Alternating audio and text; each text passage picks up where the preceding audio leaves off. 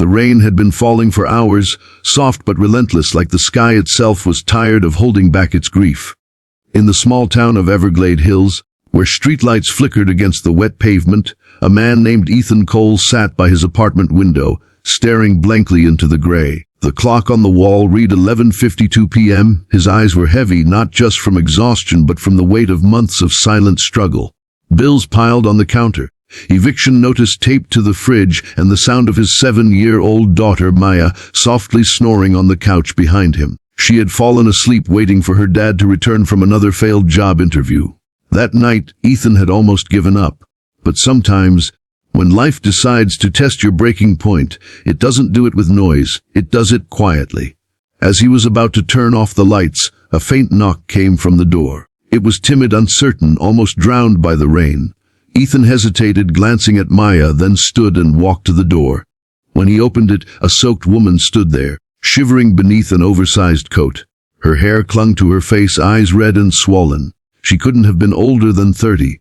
"I'm sorry," she whispered, voice trembling. I just needed somewhere dry for the night. The shelter's full." For a moment Ethan froze. He had no idea who she was, and letting a stranger in, especially with his daughter in the house, felt risky.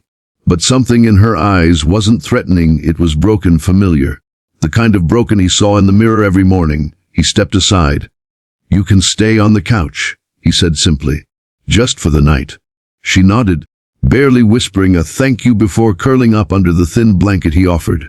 Ethan returned to his chair, watching the rain, unaware that this small act of compassion would rewrite his entire life story by morning.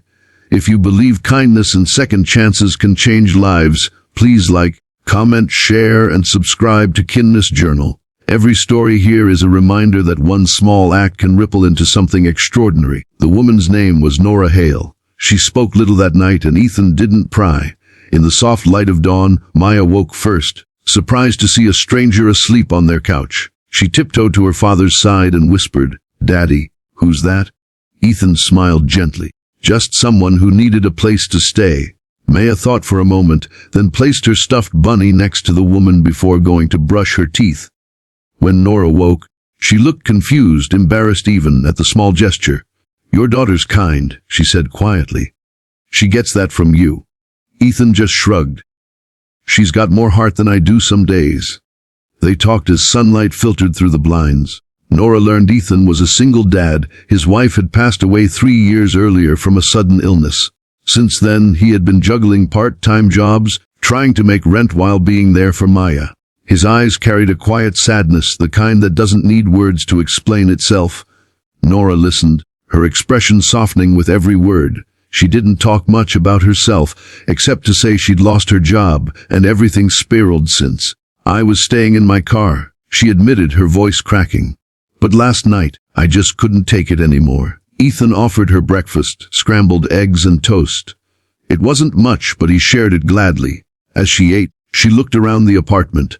Worn furniture, a cracked photo frame of Ethan and Maya, and a list of overdue bills on the table. Her eyes lingered there longer than he noticed. After breakfast, Nora stood and said, "I'll get going. Thank you for not turning me away." She pulled on her coat, but before she reached the door, her phone buzzed.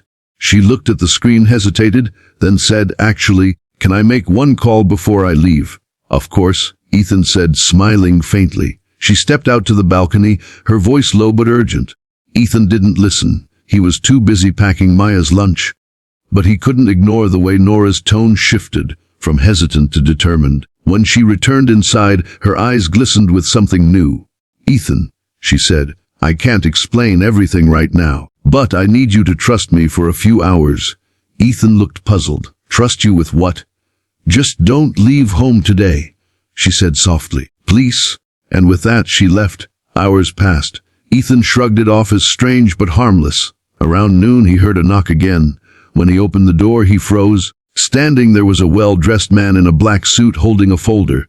Behind him, 2 others carried boxes. "To Ethan Cole?" the man asked. Yeah. "I'm here on behalf of Hale Industries. We received a call this morning from Ms. Nora Hale." Ethan blinked, stunned. "Wait, Hale Industries, as in the tech company?" The man nodded, smiling. "Yes. Ms. Hale asked us to deliver this." He handed Ethan the folder. Inside was a letter, on company letterhead, offering him a full-time position as logistics coordinator with benefits, housing assistance, and an advance to clear his debts. His jaw dropped. This has to be a mistake. No mistake, the man said kindly. Ms. Hale is the CEO's daughter. She wanted to remain anonymous, but she insisted we tell you. Your kindness last night didn't go unnoticed. Ethan stood frozen as the men carried in groceries, toys, and supplies for Maya. He felt the world tilt under him. He had opened his home to a stranger, and that stranger had just changed everything. That evening, as the sun dipped golden over the rooftops, Ethan sat outside his apartment, watching Maya play with her new art set. His heart felt full for the first time in years. The wind carried the faint smell of rain, and in it, he swore he could still hear Nora's soft voice saying, "Just don't stop being kind, Ethan. The world needs men like you." Days turned into weeks. Ethan started his new job, stable for the first time in years. Maya thrived, laughing more, sleeping better. He sometimes wondered if he'd ever see Nora again. Part of him wanted to thank her properly, to tell her that she had not just changed his life, but reminded him that goodness still existed. Then one morning, a letter arrived. No return address, just his name written neatly in blue ink. Inside was a short note. Ethan, sometimes we meet people not by accident, but because the universe knows we both need healing. You gave me a roof, I gave you a door. Thank you for reminding me that humanity still breathes in small, selfless acts. Nora. Ethan smiled, tears pricking his eyes. He folded the letter carefully and placed it in the frame beside his wife's photo. You'd have liked her, he whispered softly. That evening he took Maya to the park. The sunset painted the sky in shades of orange and pink.